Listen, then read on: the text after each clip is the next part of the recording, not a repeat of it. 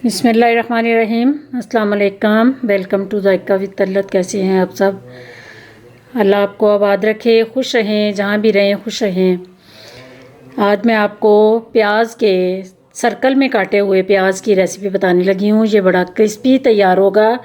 जिस तरीके से मैं आपको बताने लगी हूँ, आपने मेरी वीडियो को पूरा वॉच करना है। चलिए मैं आपको बताती हूँ कि क्रिस्पी प्याज किस तरह तैयार करते हैं। ये मैंने 2 लार्ज साइज़ के प्याज लिए थे, तो अंदर से सर्कल निकाल निकाल के मैंने इनकी कटिंग की है। इस तरह आपने सारे प्याज की, वो सर्कल छोटे हों या बड़े हों, आपने ये देखें ज़्यादा मोटा भी नहीं है और बारीक नहीं है, इसकी कटिंग करके आपने धो के इसको नमक लगा के इसको वॉश करना है ताकि इसका कड़वापन निकल जाए।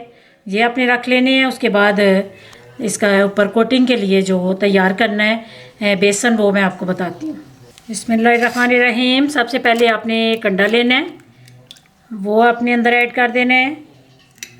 अंडे के बाद आपने थोड़ा सा अंदर पानी डाल लेना है ताकि जो मैं सारे स्पाइसेस डाल रही हूँ वो पानी में अच्छी तरह मिक्स हो जाएं, अंडे में, पानी में, ताकि अंदर कोई गुठली ना रह जाए। ये थोड़ी सी मैं सुरख मिर्च डाल रही हूँ पीसी हुई, ये ज़रा कलर वाली है, आपने ये डालनी है ताकि इनका अच्छा सा कलर आ जाए। ये ब्लैक पेपर ये आपने ज़रूर डालनी है, इसका टेस्ट बहुत अच्छा पकौड़ों के अंदर आएगा।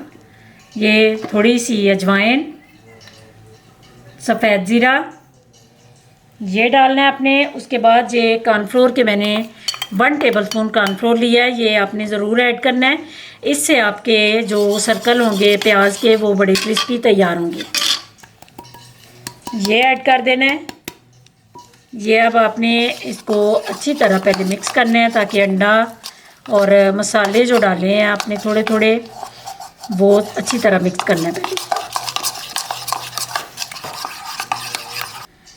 ये सारे मसाले मैंने अच्छी तरह मिक्स कर लिए हैं।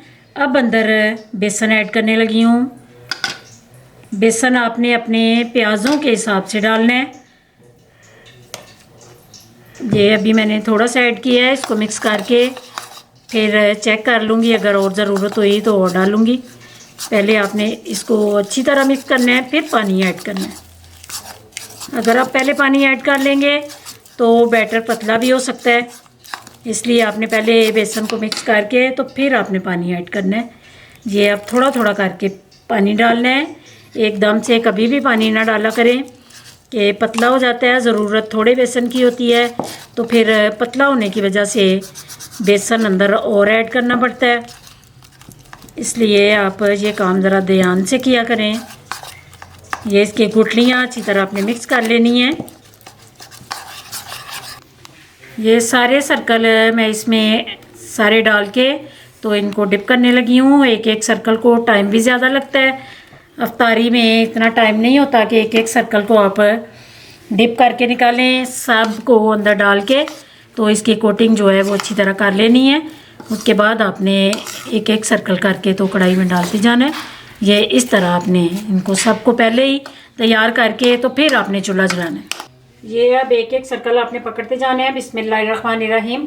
ऑयल को गर्म मैंने कर लिया है, तो आँच को आपने मीडियम रखना है। ये आपने एक एक करके डालते जाना है, ऊपर नीचे इनको बिल्कुल नहीं डालना कि ये जुड़ जाएंगे तो फिर खूबसूरत भी नहीं लगेंगे और क्रिस्पी भी नहीं बनेंगे।